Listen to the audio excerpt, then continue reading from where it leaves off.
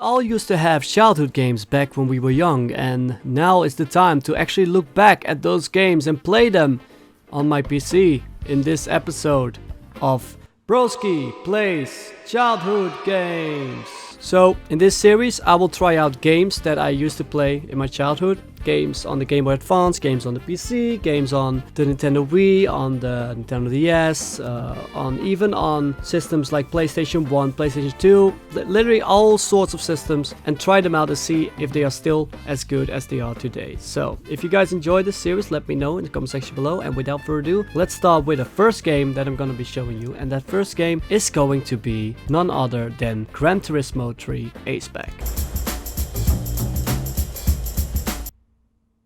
So Gran Turismo 3 A-Spec is my very first racing game that is not Mario Kart. That's my first actual real simulation racing game. It is a really fun game that came out on the PlayStation 2 back in the day, and it was a really interesting, realistic racing simulator. It had real cars with real mechanics, real sounds, everything was realistic about it. But there's one thing that I always hated about the game, and that were the license tests that you had to do in order to proceed in your game. So it was really cool to try out the game again on an emulator, obviously, in the highest quality possible, and really enjoy the full experience. There was no widescreen, unfortunately, but still I enjoyed my time, and I also had some pretty rage-inducing moments. No, no, no, no, no! Fuck!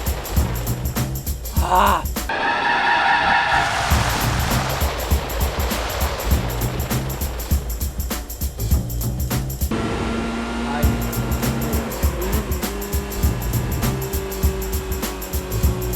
Yeah, it was not great to get through those license tests. I also did a race and got number 1.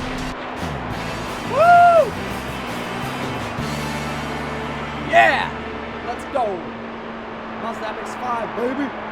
And yeah, that was the first game, and it was really cool to retry Gran Turismo 3 A-Spec again. The next game that I tried was the PS1 version of Croc, which is a really interesting PlayStation 1 title. It's actually made by Argonaut Games and published by Fox Interactive, which is pretty interesting. The game itself is a 3D platformer. The controls are really sluggish, but it has some charm to it. The music is really good, and yeah, I really enjoyed the game. Still, I did struggle with it. Use the joystick.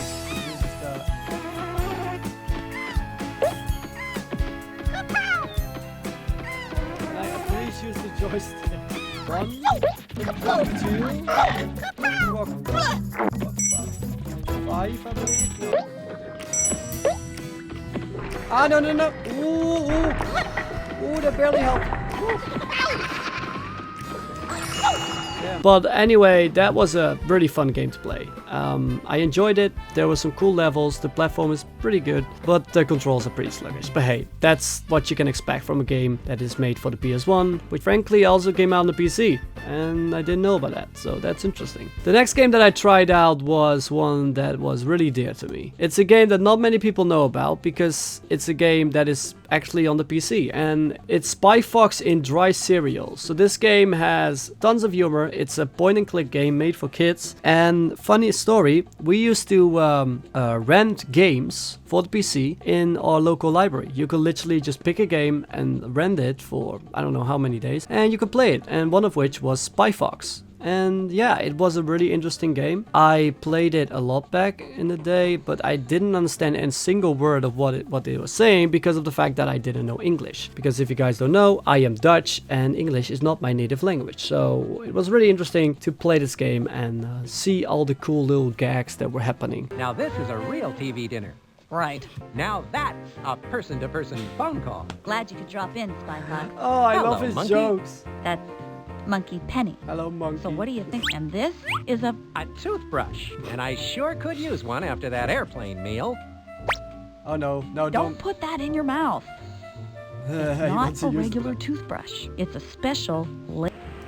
I'm sure glad I haven't had to wear a silly disguise on this mission. Like the time I had to wear a fake mustache made of belly Oh button god, lint. that's disgusting. Look how he's doing that. The laser toothbrush makes impervious steel doors pervious. Wow. Now that's a big side of beef. And another game that I tried out in this episode, which was also a really interesting game, is none other than the really classic Jak and Daxter, the Precursor Legacy. But funny enough, there's a project made by the community called the Jak Project. And it's basically a full port of Jak and Daxter, the Precursor Legacy, on your PC. And it has widescreen, it has autosaves, and it has all these sorts of great stuff. The game looks incredible. And you have to see my reaction after looking at these graphics, and yeah, it's amazing. Oh man, this is insane. I just cannot believe that this is actually the same game that I played back in when I was like 12 years old. Jak and Daxter, like even like if Naughty Dog has actually remastered the game or something. That's what it looks like. It's like a modern remaster of the game. But it's all community, it's all unofficial. How each blue eco-cluster artifacts that have lain dormant for years. And the charm of the game is still the same. Like there's literally nothing weird about it or nothing changed about the whole game. Of course it's just a remaster, but look at this. It is widescreen, it is like HD, there's quick, there's autosaves, there's improved textures, there's like literally everything except for the like some of the models for the like the little butterflies is changed.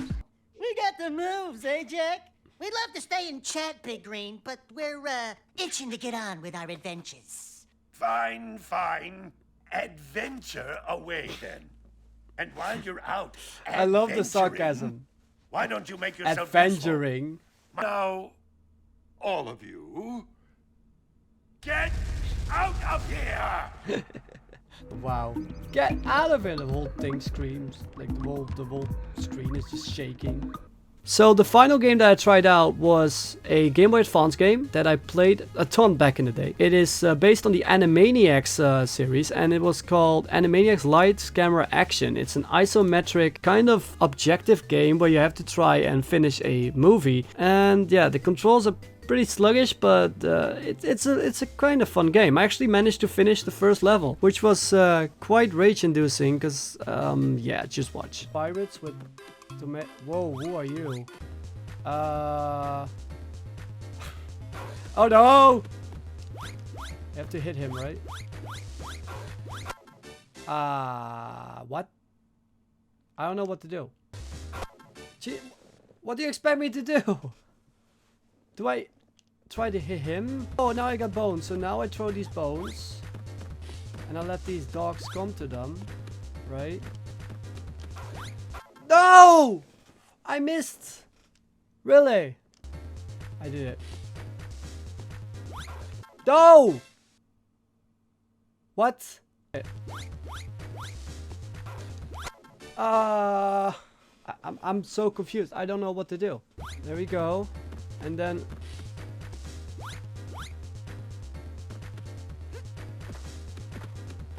Now you walk away because you don't know what to do.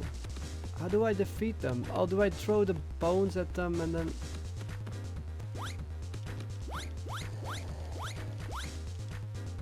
Oh, I did it. I did it. I did it. Yes! I did it! Wow! So yeah, anyway, that does it for the games that I played. Obviously, there are much more games that I played in my childhood, and so I want to make this a series. If you guys like this, be sure to like the video, and if I got enough positive reactions, I will be sure to make another video. So thank you for watching. This was BroskiPlays, and stay broski. Goodbye.